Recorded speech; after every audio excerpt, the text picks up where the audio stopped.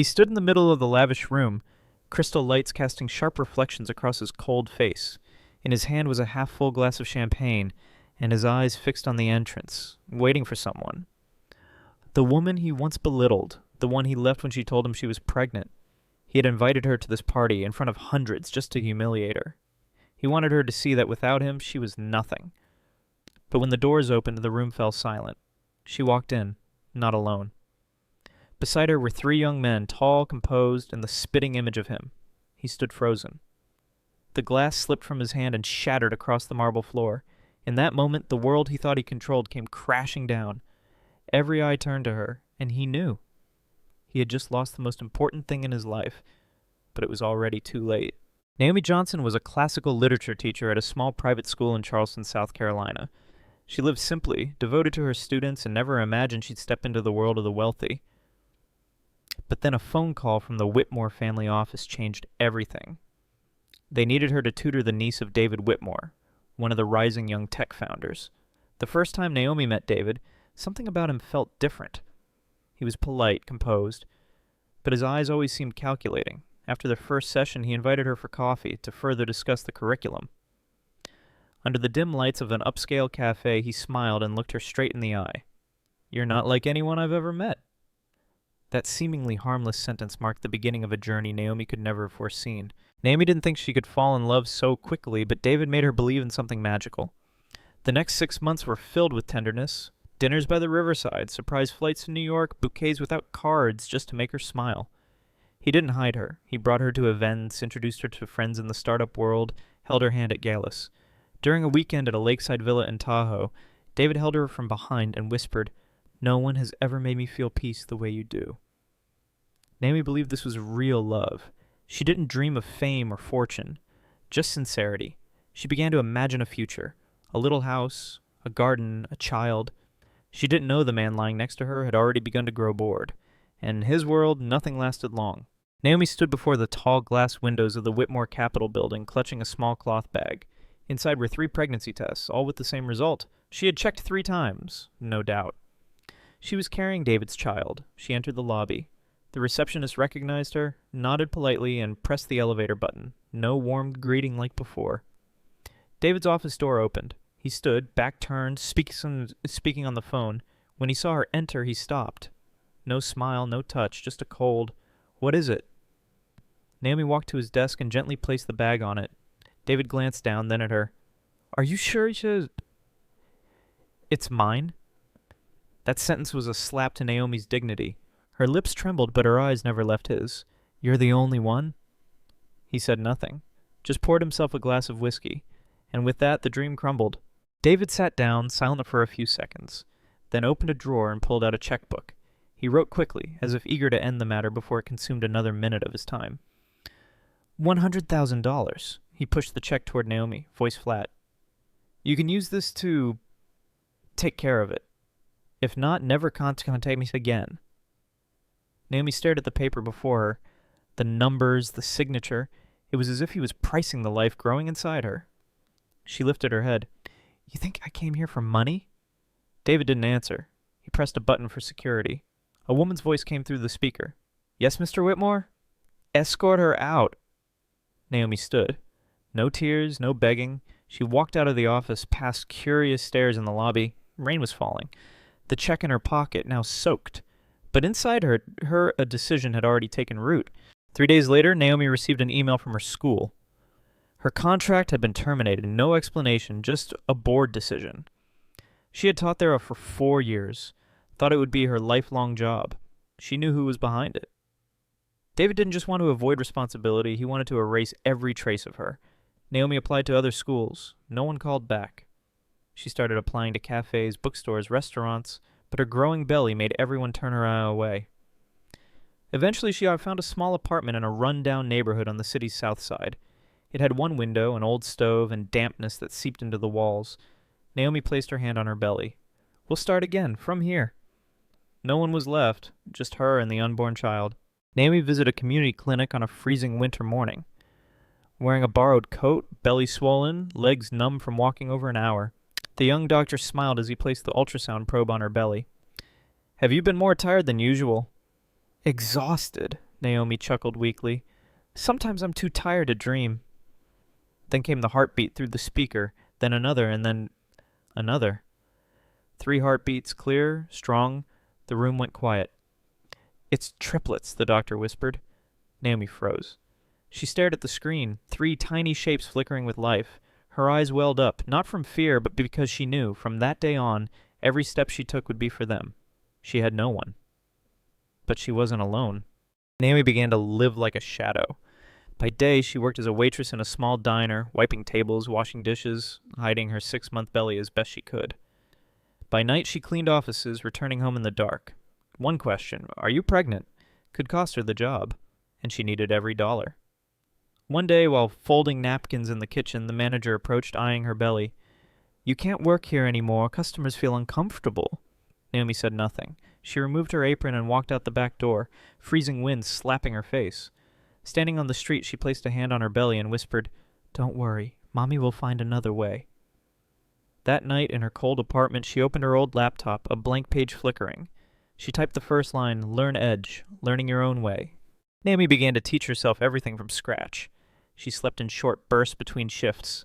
At night, she sat before her ready for her flickering screen, the sticky keyboard under her fingers. She read about early education, studied Montessori methods, and learned basic coding from free videos. Every line of code brought her closer to her dream, an educational platform for children who had no resources. Ms. Mildred, the elderly neighbor, brought over a bowl of soup. "What are you staying up for, dear?" Naomi, eyes ringed with fatigue, smiled. "I'm building a school for 3 kids who haven't even been born." The old woman laughed, but didn't ask more. Naomi looked at her belly and whispered, "I can't give you a father, but I'll give you a world." At week 33, Naomi was typing lesson descriptions when a sudden pain bent her over the desk. She called an ambulance, voice shaking. In the emergency room, things moved too fast to comprehend. Doctors decided on an emergency C-section. 3 baby boys were born to the sound of machines and blinding lights. Each weighed less than 2 kilos, rushed straight to incubators. Naomi lay motionless, too exhausted to speak, but when she opened her eyes, the first thing she asked was, "Are they okay?" A young nurse took her hand and nodded gently. "They are warriors. So is their mother."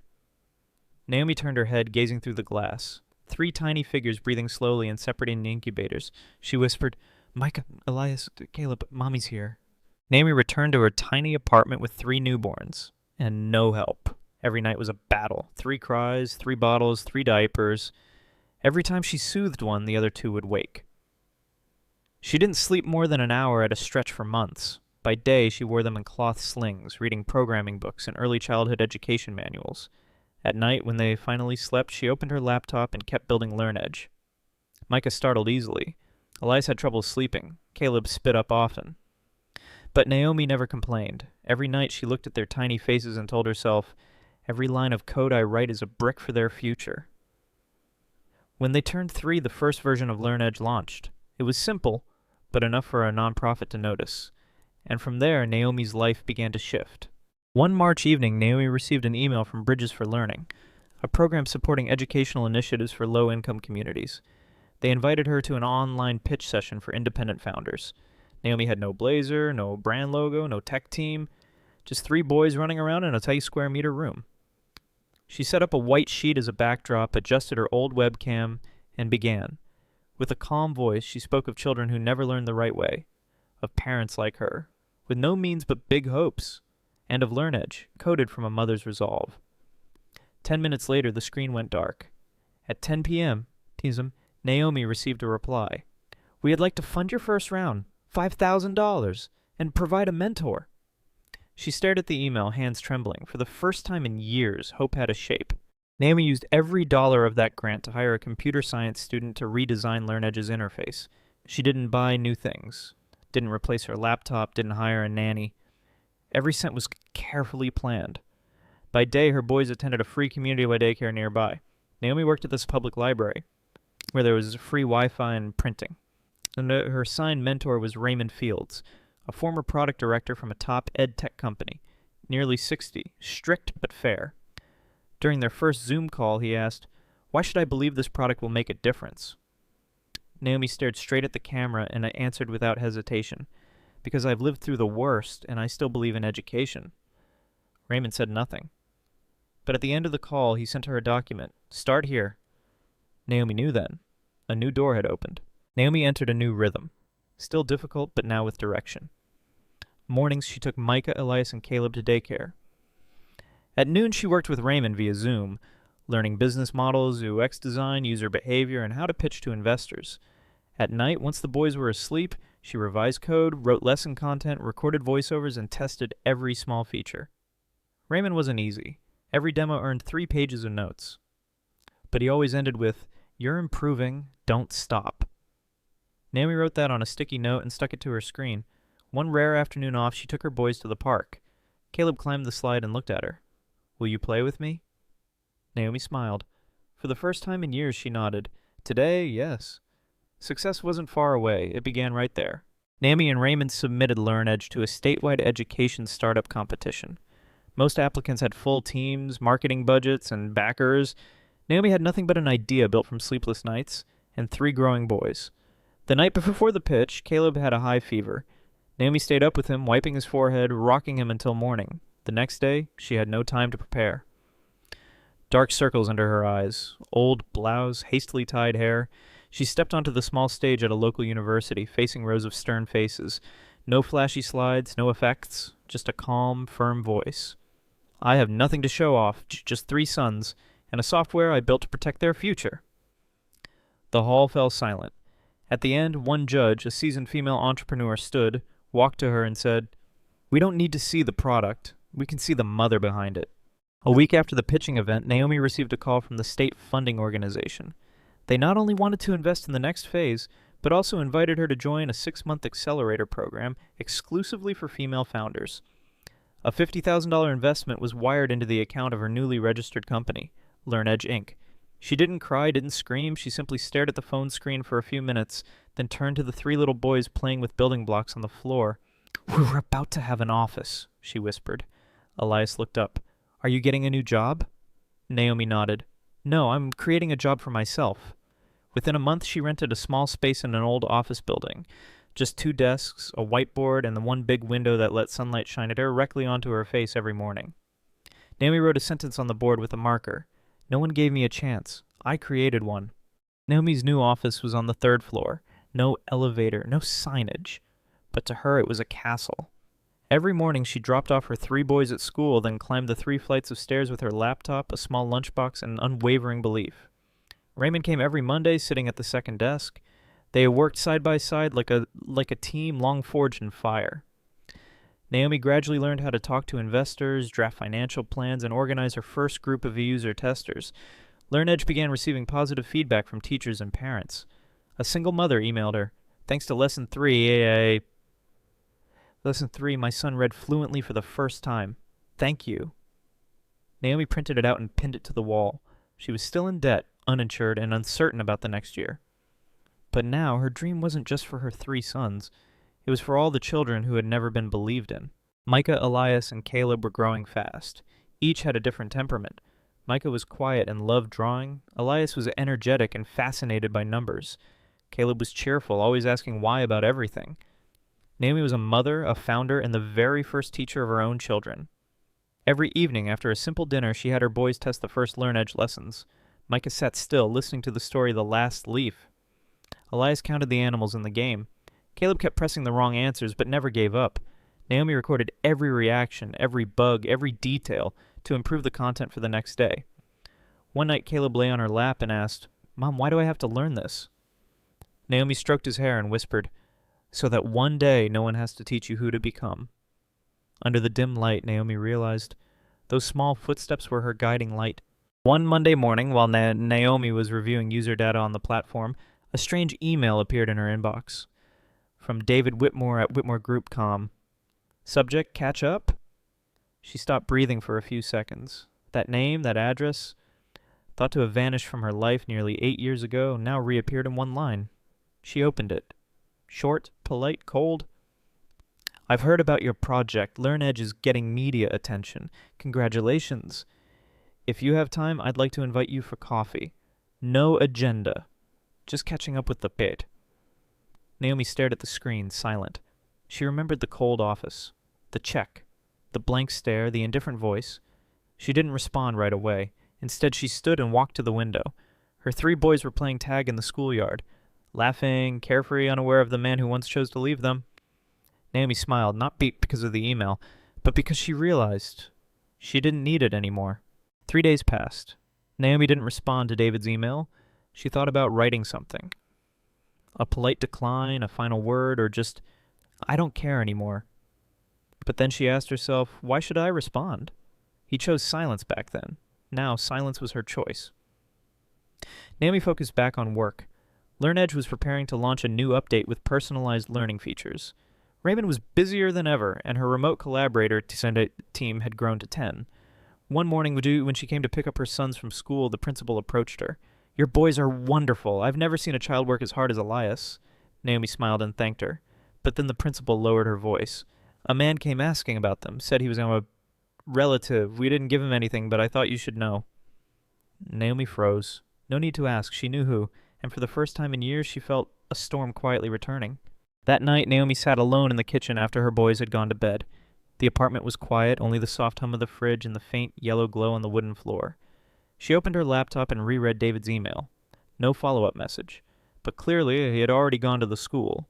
He didn't need a reply. He just needed to show up the same way he disappeared.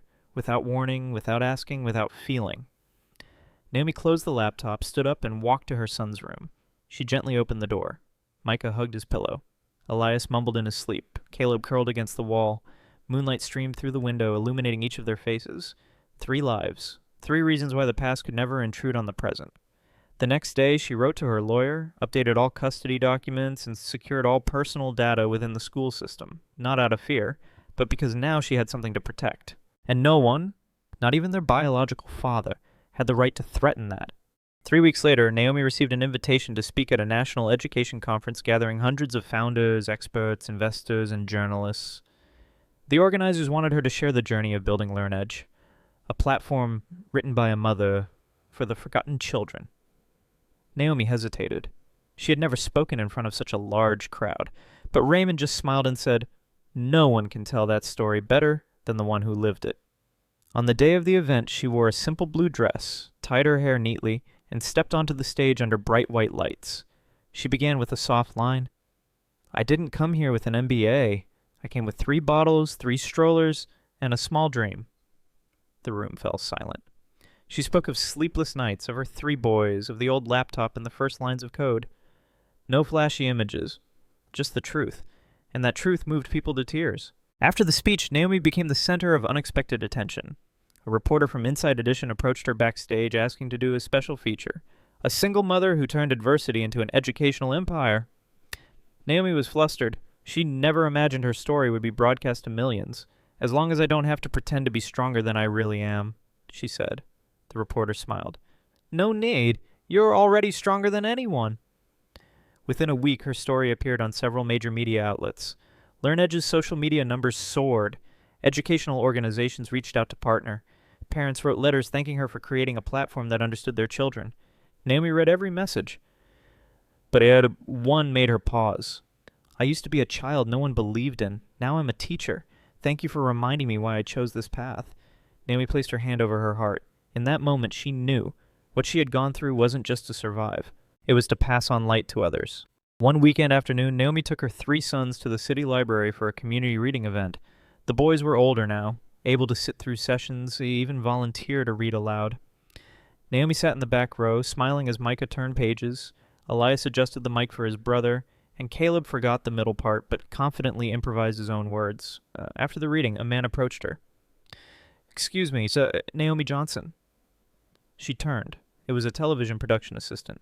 "We just received confirmation that David Whitmore will appear in a panel with rising education founders, and he requested that you attend as a special guest." Naomi froze. Yes? He requested? "Yes. He said, I will only appear if Naomi Johnson is present." A weight pressed against Naomi's chest. She didn't answer right away, but deep down she knew. The time for a final confrontation might be near, and this time she wasn't coming to ask for anything. Naomi spent the entire evening reflecting on the invitation. She wasn't afraid to face David. Not anymore. but she wasn't sure she needed to show up to close a past she had already outgrown. Raymond called. "Are you going?" Naomi was silent. "He once tried to erase you from his life," Raymond continued. "Now he needs your presence to prove he wasn't wrong. You owe him nothing." Naomi sighed. "I'm not going for him. I'm thinking, maybe someone out there needs to see a black woman, a single mother once abandoned, walk onto that stage and not bow her head." Raymond chuckled softly. "Then you must go." Naomi opened the email and typed into the reply box, "I'll be there. Not as David Whitmore's guest, but as the founder of LearnEdge, a platform currently supporting over 300,000 students." She hit send. This time she wasn't coming to be looked down on. She was coming to be seen, made fully and wholly. On the day of the panel, Naomi arrived early. Not to rehearse a speech, but to reacquaint herself with rooms that once made her feel like an outsider. Polished floors, leather chairs, gleaming glass walls. The coordinator led her to the VIP lounge. Every gaze followed her to say no longer with pity or doubt, only curiosity and respect. She wore a minimalist cream suit, hair in a high bun, her steps firm and steady. Raymond arrived a few minutes later, shaking her hand like a partner. When Naomi Johnson's name was announced, the hall burst into applause. She stepped into the spotlight, facing hundreds. And one familiar face in the front left row, David Whitmore. He looked at her, but this time she didn't lower her eyes. She looked straight at him, offered a slight smile, and nodded, as if greeting a former acquaintance far too late to reserve a place in her life. The panel began, and the real story of Azte was just beginning. Naomi sat in the center chair on stage, the mic placed on a small table in front of her. The host started with the usual questions about her startup journey, early challenges, growth metrics. Naomi answered calmly, concisely. Each response carried the weight of unseen years. Then the host shifted gears. "You were once a single mother with nowhere to teach, sleeping less than 3 hours a night, sitting here now in front of those who once didn't believe in you. How do you feel?" Naomi looked up, eyes scanning the room, and landing right on David. She spoke slowly, clearly. "I'm not here to make anyone regret. I'm here for 3 children who once had no beds of their own, ate cold rice for 2 years, and still believed their mother was doing something meaningful." Applause broke out. Naomi didn't take her eyes off David. "I don't need validation from the past. I am the result of my own choices, not anyone's abandonment." David lowered his head. For the first time, he was the one without words, and Naomi needed none. The panel ended. The hall rose to applaud as Naomi stepped off stage. A few investors approached to exchange contacts. Some journalists requested interviews, but she politely declined. She entered the backstage area, removed her mic, and let out a deep breath. Raymond was waiting with a bottle of water. "You just taught this entire room a lesson in dignity," Naomi smiled. But before she could respond, a voice called from behind, low, still, familiar. "Naomi." She turned. David Whitmore stood there. No longer the powerful CEO, no smug smile. Just a middle-aged man, hands clasped in front of him, trying to hold himself together. "I just wanted to say, I was wrong."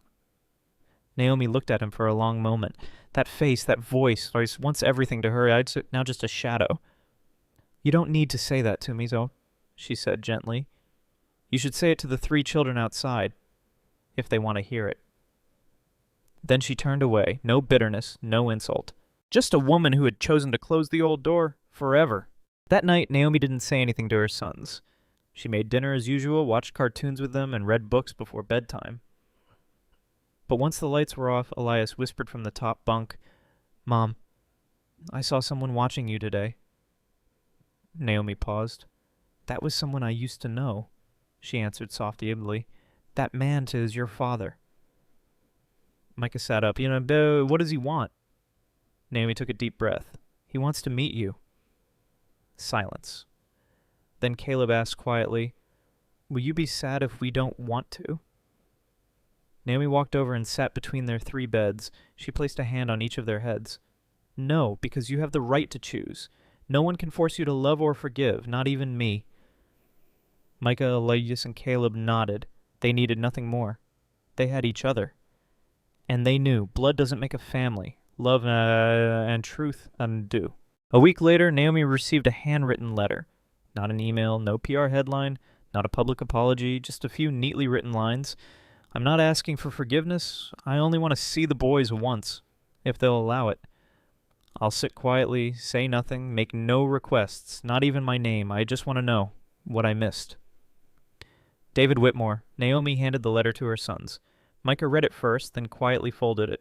Elias bit his lip, saying nothing. Caleb asked, "Will he cry?" Naomi gave a soft, sad smile. "Maybe, because those who realize they were wrong often cry, when they see how far the right thing has gone without them." In the end, the boys agreed. They chose to meet him, not to give him a place in their family, but to show him that family existed, even without him. And sometimes that's the hardest truth a father must witness. The meeting was arranged in a small conference room at the city library, a neutral place, with no cameras, no media, no assistants. Naomi entered first, holding Caleb's hand. Micah and Elias followed, each with a different expression. Micah quiet, Elias tense, Caleb curious. David Whitmore was already there, sitting at the far end of the table. No suit, no laptop, no phone, just a man trying to sit up straight, though his eyes were heavy with weight. He stood when he saw them. "Thank you for coming," he said softly and slowly. The three children said nothing. Naomi sat to the side, not interfering. She only observed. David looked at each of his sons. His eyes reddened when he saw how uncannily Elias resembled him. He opened his mouth, then closed it. No words felt right. Caleb tilted his head. "What are you going to say?" David lowered his eyes. "I don't know. I just wanted to see you once." Micah tightened his grip on Elias under the table. No one stood, no one cried. But in that room there was a kind of terror that ran backwards into the heart. The meeting ended after 15 minutes. No hugs, no nicknames, no commemorative photo. David stood in silence as the boys walked out one by one, as if each step pulled him farther from what he had just realized was most important. Naomi was the last to leave. Before closing the door, she turned and looked at him one final time. "They don't hate you," she said softly, "but they don't owe you love, and you no longer have the right to ask for it." David nodded, eyes fixed on the empty space where the boys had sat. "I know, it is..." Naomi exhaled gently. "You chose to leave when they didn't have a voice. Now they do, and you'll have to learn how to live with their silence." She closed the door, leaving David alone in the empty room. This time no one kicked him out, but he knew. He had lost the right to stay long ago. A month after the meeting, Naomi was invited to accept the Pioneer in Community Education Award at a major event in Washington, D.C. This time she wasn't the unemployed teacher with a pregnant belly walking in the rain, not the silent mother coding by night while her children burned with fever. Naomi stepped onto the stage to thunderous applause from thousands.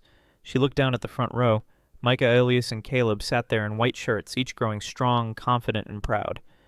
When the host handed her the award, Naomi didn't read the prepared speech. She simply said, "I was once told I wasn't enough. Not powerful enough, not smart enough, not worthy enough to be chosen. But I realized what people don't give you, you must create for yourself." She raised the trophy high. "And when a single mother can build an education for thousands of children, never tell anyone they can't." The whole room rose to their feet. This applause was not for a victim. It was for a survivor, a leader, a light. The night she received the award, Naomi got a short message. Just 3 words. "Thank you." No signature, but she knew who it was. She didn't reply. The boys were asleep. The trophy sat on the shelf, glimmering under the desk lamp. Naomi sat alone, replaying her speech. She didn't watch herself. She watched the 3 small faces clapping in the crowd, Micah sitting upright, Elias grinning, Caleb cheering when the camera found him. They didn't know their father had once turned away, but now they knew what it meant to have a mother who never did. In a small apartment in North Chicago, David watched the same video, alone. He paused on the frame where Elias tilted his head and smiled, the same smile David had at 28. For the first time in his life, David didn't feel like someone who was left behind. He realized he was the one who walked away, and he understood.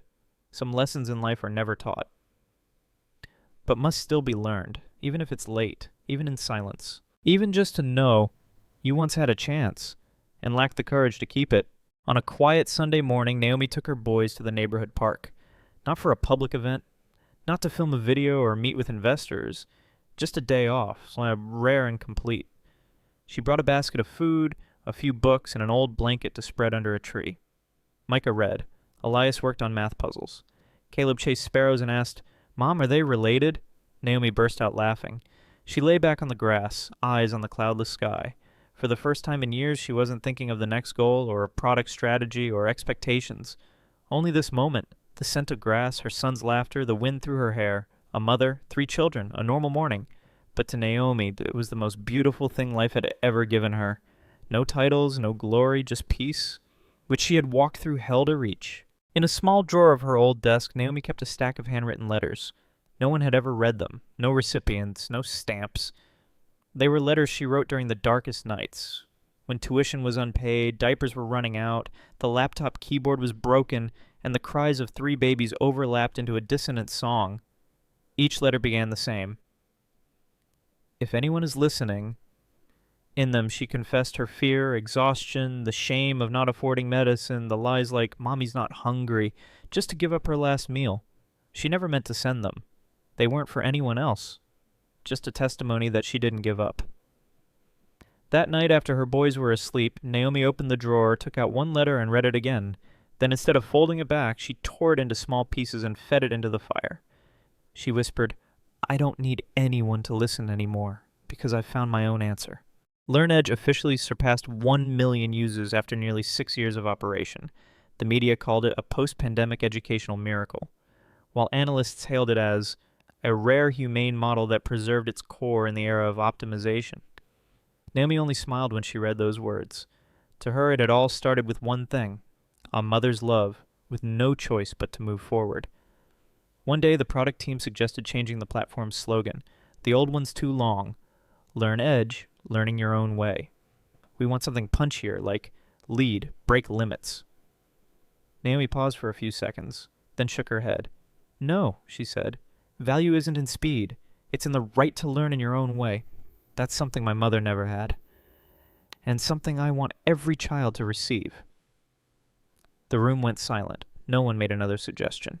Because at LearnEdge, every word, every lesson bore the mark of a mother who had once relearned everything, just so her child would never learn in the dark as she did. Micah began writing short stories. Elias won a state-level math competition.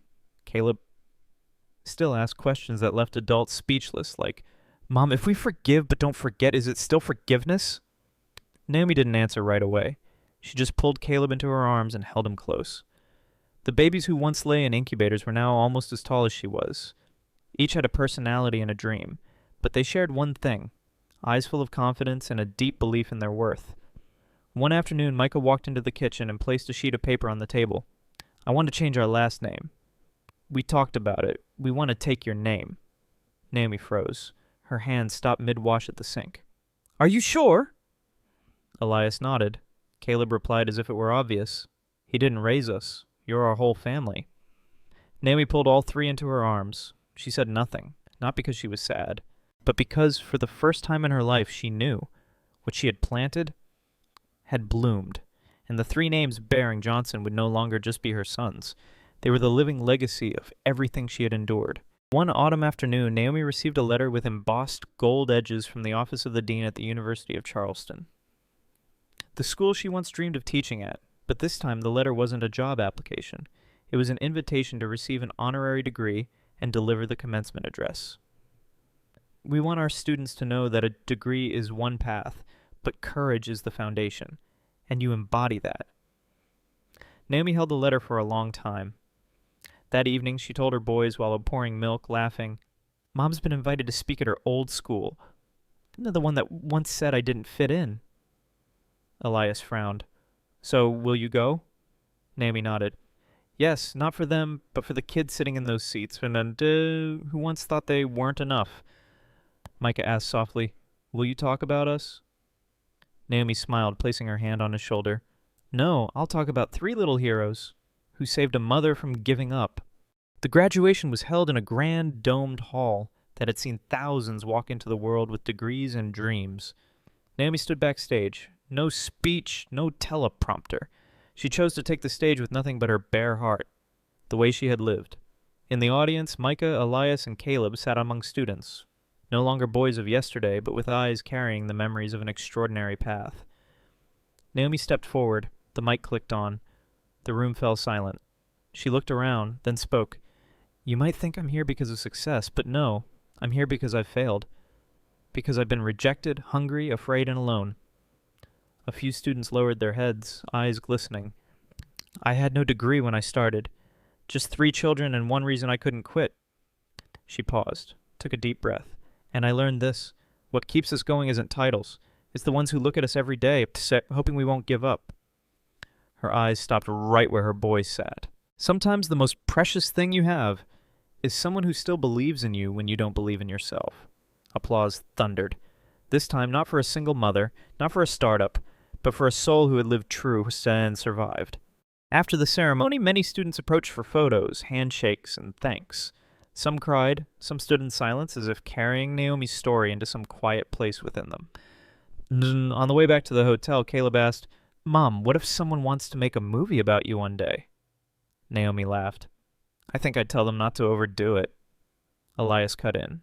No, they should tell everything, like when you got rejected for jobs or when you carried us to the clinic in the rain. Micah thought for a moment, then said, If it's a movie, what should it be called? Naomi glanced at them in the rearview mirror.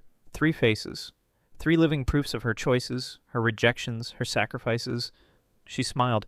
Maybe. The one no one chose, but who chose herself. And from that moment, Naomi knew. If someone ever told her story, nothing needed to be added, because the truth was enough.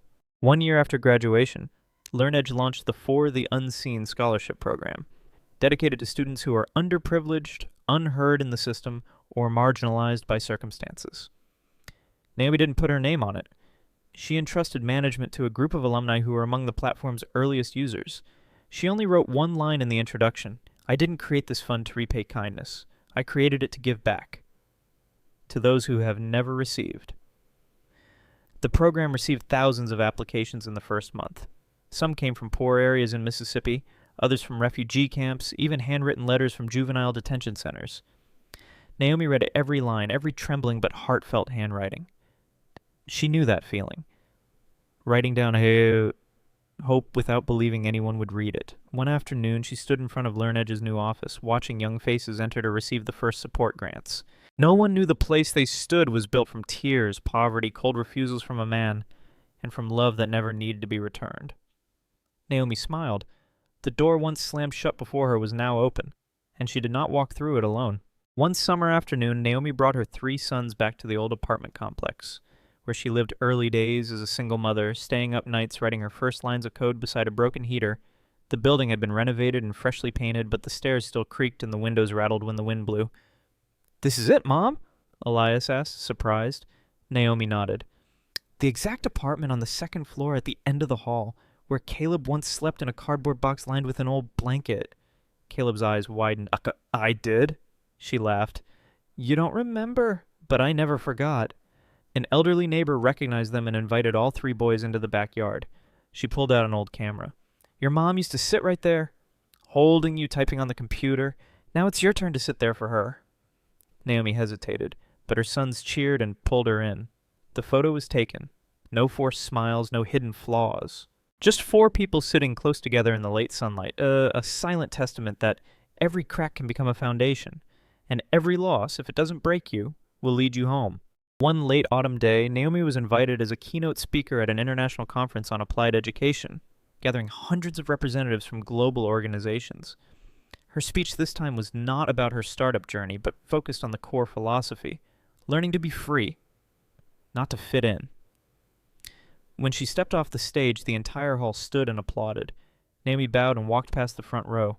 Then her eyes stopped, just for a second, on a man sitting silently at the far end, his hair grayed, face somber, but eyes still following her as if the old days had never passed. David Whitmore.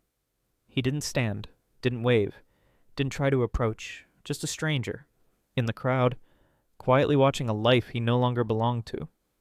Naomi didn't nod, didn't smile, didn't hate.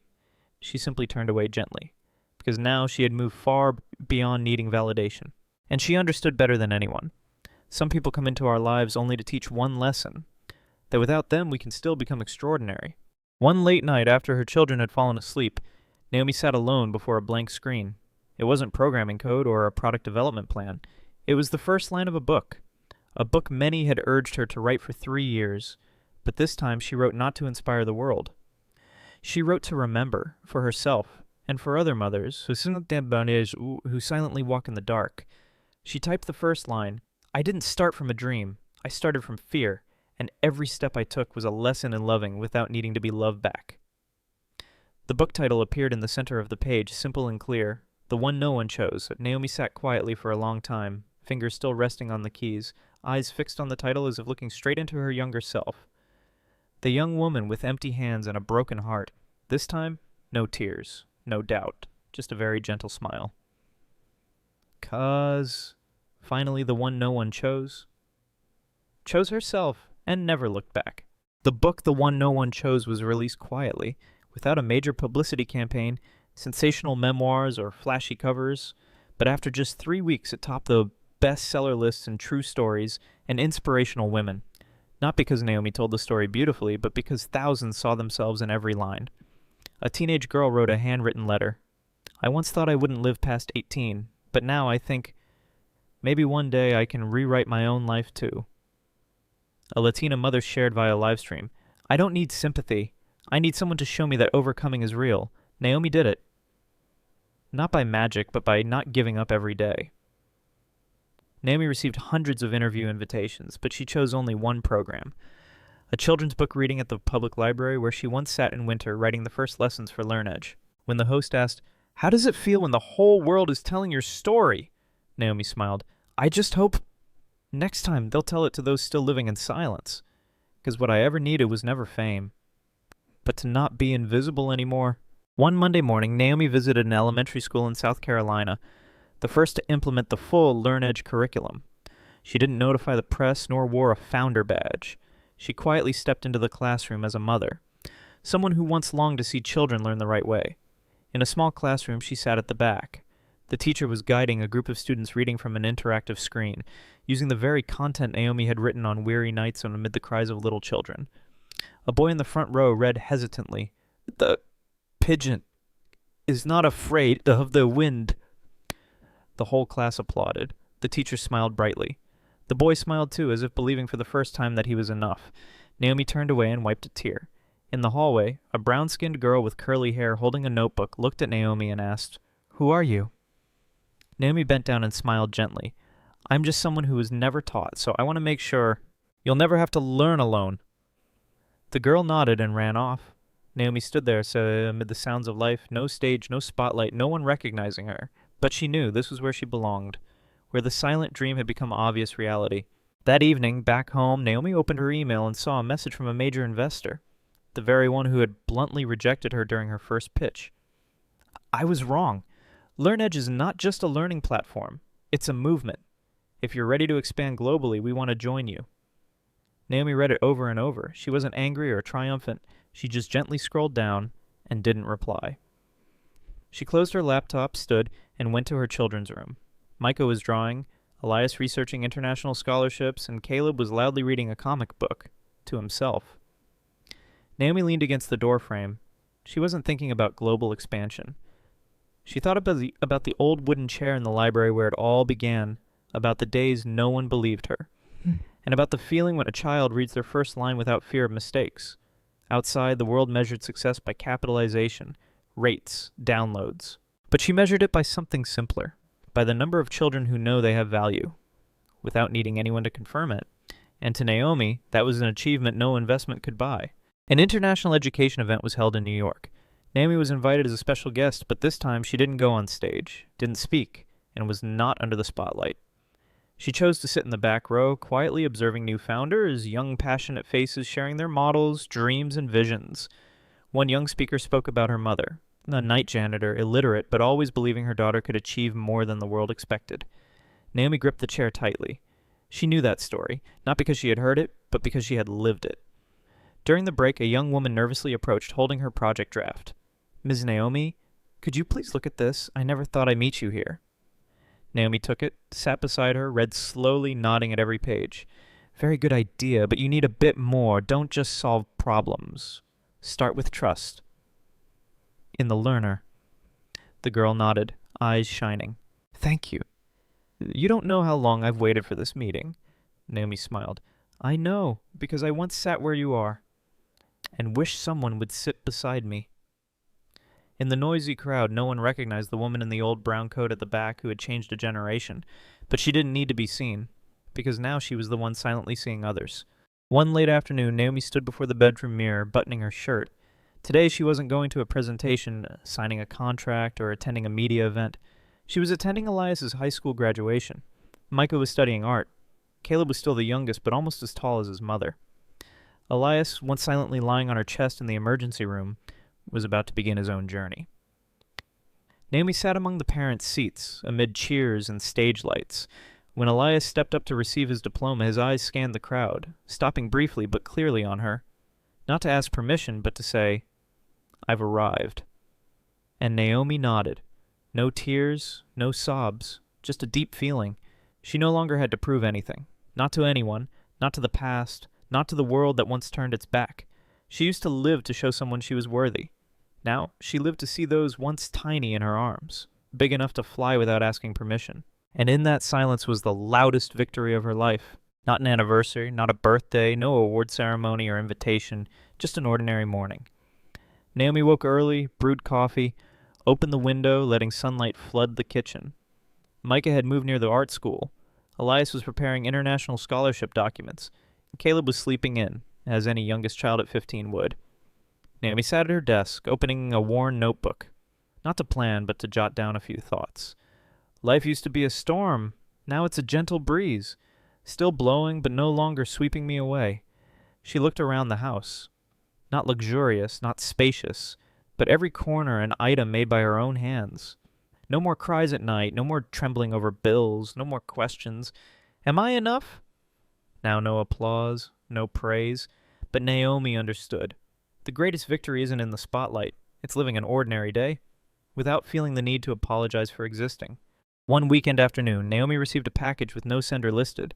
Inside was a book, the first print edition of the one no one chose. Worn, spine-frayed, first page marked with bold, slightly shaky handwriting. I read every line as if it were a sentence for myself, and I accept. On the last page, just a short line. Thank you for rewriting your life without waiting for anyone's approval. And then Naomi paused. No need to guess. She closed the book and placed it on the shelf. Among unfinished manuscripts, her children's scholarship notes, and thank you letters from students across the country. No bitterness, no forgiveness, no closure needed, just the truth, read all the way through. And Naomi knew, sometimes the last person to read the story you wrote is the one who left at the first chapter. But when they return, the story has moved so far, so it no longer needs them at the end. Naomi sat on the rooftop on a cool night, with a wind blowing through her hair, the city below still noisy, as if there was no place for silence. She had just finished a live video chat with a group of students in Uganda, children using the LearnEdge local language abridged version. An 11-year-old girl asked during the call, My mom says poor girls shouldn't dream too high. But Ms. Naomi, were you ever poor? Naomi smiled, remembering her answer, said slowly at the time, I once had nothing, but never lacked belief in myself. Tonight, Naomi didn't think about the future. Expansion plans, downloads, or fundraising. She just looked at the sky, not searching for anything, but because she knew she no longer had to go anywhere to become herself. This journey had no glorious ending, no final curtain, no swelling music, just a woman. Once no one chose who still chose to live, to love, and to leave footprints for those yet to come. And so, the story continues, somewhere else, somewhere, with someone else, for someone who will read it, and know they too can start again. That night, Naomi entered Caleb's room. The boy was asleep, the desk lamp still on, and on the table lay a draft college essay starting with, My mother was the first to teach me that failure is not the end. It's just a pause, waiting for me to continue. Naomi gently folded the draft and placed it on the shelf. She tucked the blanket around him, then sat on the bed's edge, looking at the child she once held through hunger and despair. She bent her head and whispered, not calling his name, Thank you. Thank you for coming when I thought I had nothing left to believe in. Caleb didn't hear, but it wasn't words that needed a reply. It was a mother's message to her own journey. Knowing every loss, every wound, every sleepless night ultimately had meaning. No audience needed, no applause, just one child writing the first line. with the strength a mother had to build silently, and for Naomi, that was enough. A whisper, a new generation, a love tale continued. The next morning, Naomi woke early. No events, no urgent emails, no busy schedule. She brewed tea, opened the window, and sat down to write a single line in a worn notebook. The one that had accompanied her from the days before learnage, before an office, before a bed for her 3 children. Today she wrote just one line. Ultimately, the most important thing is what no one can ever take from you. Not fame, not opportunity, not recognition, but inner strength, quiet perseverance, dignity needing no praise, the choice not to turn back someday even when all doors close. Naomi closed the notebook and looked toward the slowly rising dawn behind old rooftops. The light was not overwhelming, not dazzling, but it still came, just like how she lived, step by step, breath by breath, rising again, until she became the dawn for others. And no one could ever take that away. No one. Ever. One afternoon, Naomi and her 3 sons returned to the public library where it all began, where she first wrote code, where unsent letters were tucked into a backpack, where the last refuge and the true beginning once was. The library had been renovated. It had a children's reading area, study rooms, and a new glass wall engraved with the words, "Where the forgotten rewrite their destiny." Naomi Johnson. Micah took photos. Elias stood quietly, reading the line over and over as if engraving it into his heart. Caleb asked, "Mom, do you think we'll write something as good as that someday?" Naomi didn't answer immediately. She stepped to the wall, lightly touched the engraving, not to confirm she had done something great, but to remind herself she once was nothing, and that was what made everything that came after worth it. She turned to her children. "You won't have to write like me, you'll write your own. But make sure." She looked at all 3, smiling. "Never let anyone else hold the pen to write your life." They left the library as night fell. No stage lights, no music, only steady footsteps and a story. Not ended, only paused here. Because the next part will no longer be written by Naomi, but by those she has touched, continuing her story. A few months later, a young teacher from New Mexico sent Naomi a short video. It showed a poor desert classroom using the offline version of LearnEdge. Children sat under a tin roof, light from a small window shining onto a worn whiteboard. A girl stood up, shy but a firm voice. "I'm not the smartest in class, but I believe I still have the right to learn." The whole class applauded. The teacher looked at the camera, choked up. "We don't have much, but thanks to the platform you created, my students no longer think they're less than anyone else." Naomi watched the video once, then again, not because of the image, but because of that sentence. Short, but the most truthful echo of all her years of struggle. "I believe I still have the right to learn." Naomi replied with one line. "The flame I carried is no longer in my hands. And that is just right." It wasn't pride. It was the deep relief of someone who knew she no longer had to carry the world on her shoulders, because the flame had been passed on, and will continue to burn in the hands of those who once thought they had nothing. One day, Naomi unexpectedly received an invitation to attend the 20th anniversary celebration of the company David Whitmore was leading. Not as a special guest, no speech, just a private invitation with a note. "Your presence is how I remind myself of the greatest lesson I learned too late." DW. Naomi didn't go, not out of anger, not refusal, but because she didn't need to return to a place that never chose her, to know how far she had come. Instead, she took Caleb to the park. They sat eating ice cream, listening to street music, watching strangers laugh as if the world had never known pain. Then Caleb asked, "Do you still think about him?" Naomi shook her head. "I don't call that the past anymore, because it no longer pulls me back." She looked at her son and continued, "Some people come into our lives only to teach a lesson. When the lesson's done, we just keep living." Caleb nodded, didn't ask more, because he knew his mother wasn't pretending to be strong. She had truly moved on.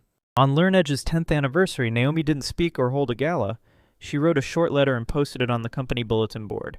If a child knows they have the right to learn, to make mistakes, and to start over, then we have succeeded.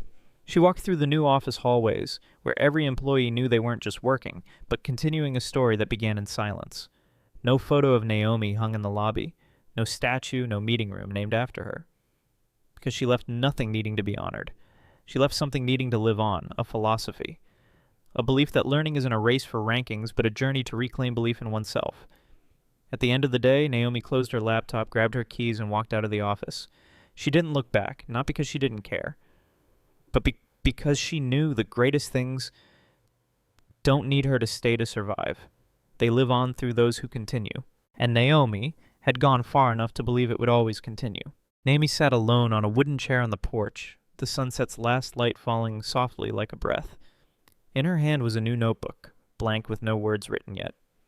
Micah had become an artist, holding his first exhibition in Brooklyn. Elias had begun an internship at a global education organization. Caleb had just received his university acceptance letter. No one in the house called Mom every 10 minutes. No more footsteps running down the hall, but also no more anxiety, no more sleepless nights over bills or hospital stays. Naomi opened the notebook.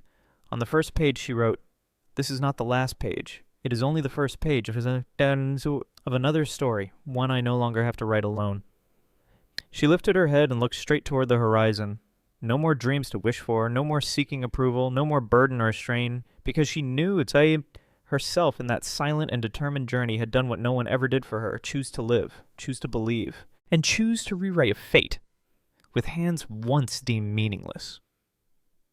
The wind softly blew across the page, and the story said and closed, but its echo would continue, in other voices, in eyes that once saw themselves as outsiders, and in everyone who was once no one's choice, but still dared to choose themselves.